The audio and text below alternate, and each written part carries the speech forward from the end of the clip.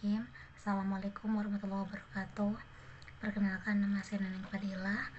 Saya adalah mahasiswa Al-Rahma jurusan Informatika 13, dan di sini saya akan menjelaskan sedikit tentang manajemen mutu sebagai tugas dari mata kuliah manajemen. Baik, sejarah singkat tentang manajemen mutu adalah pada tahun 1987 dikenalkan standar sistem manajemen mutu ISO seperti ISO 9000 dengan berbagai turunannya yang digunakan di berbagai sektor industri barang dan jasa hingga saat ini.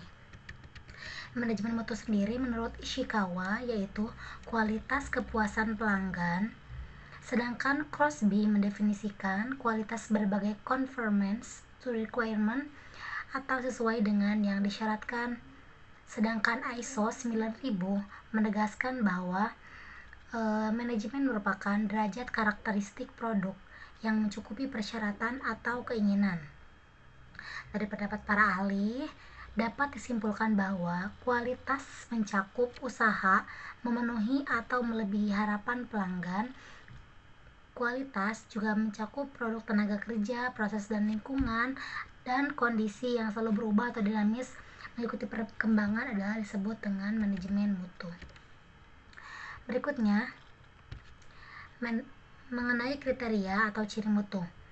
Terdapat 5 ciri kualitas kriteria produk, barang, dan jasa, yaitu yang pertama, teknologi, dalam arti menyangkut aspek kekuatan atau daya tahan.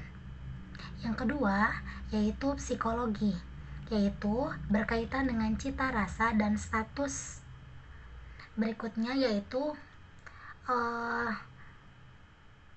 kontraktual, yaitu adanya jaminan, dan yang keempat yaitu waktu atau tingkat kehandalan mengenai produk tersebut. Dan yang terakhir adalah etika.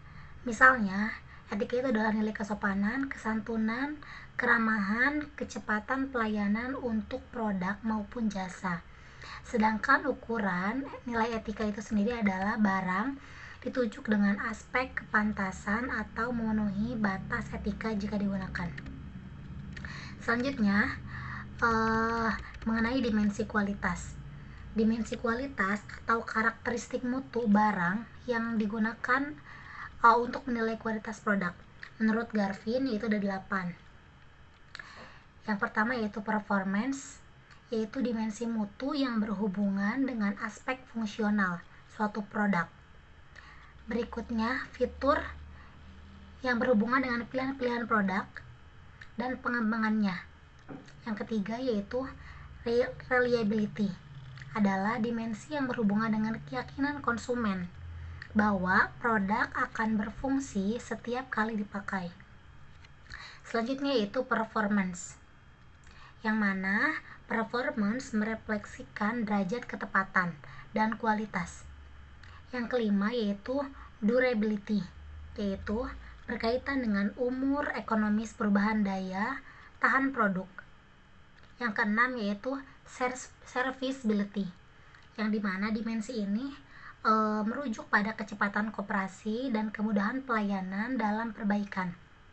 Yang ketujuh adalah estetik, yaitu karakteristik yang berhubungan dengan pandangan subjektif tentang nilai-nilai estetika yang dianut oleh konsumen. Dan yang terakhir yaitu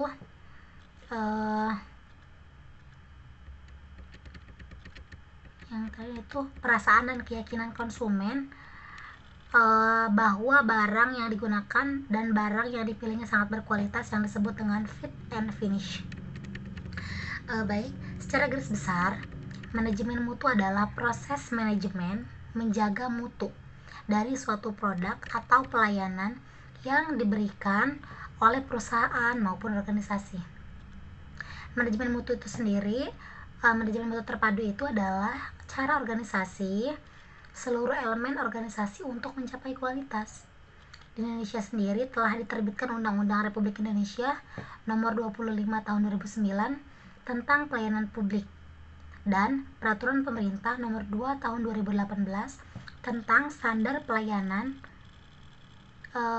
minimal yang wajib unit atau satuan kerja miliki, ya, baik di instansi pemerintah maupun pelayanan publik. Yang mana pemerintah dalam hal ini membuat dan menerapkan standar pelayanan sebagai ukuran satu tatanan kualitas. Berikutnya, pengertian sistem manajemen mutu atau Quality Management System atau disebut dengan SMM, yaitu mengembangkan diri total quality management dengan fokus kedekatan dengan pelanggan.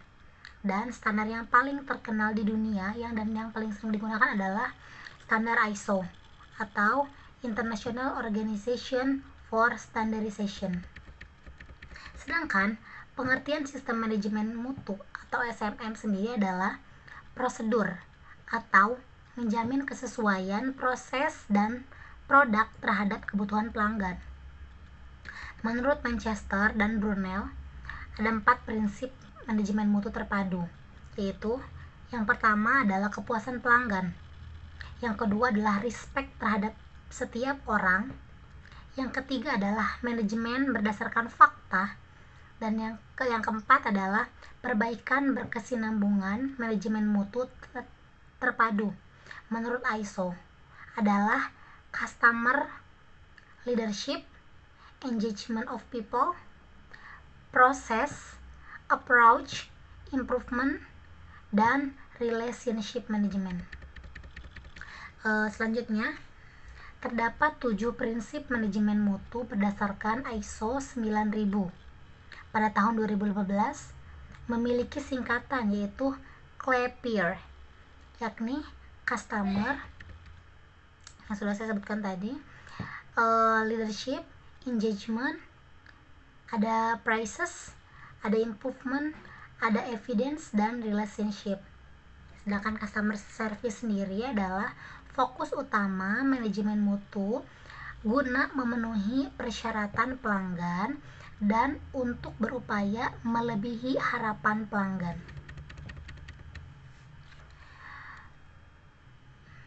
Baik, mungkin itu saja yang dapat saya sampaikan. Kurang lebihnya mohon maaf. Terima kasih atas perhatiannya. Assalamualaikum warahmatullahi wabarakatuh.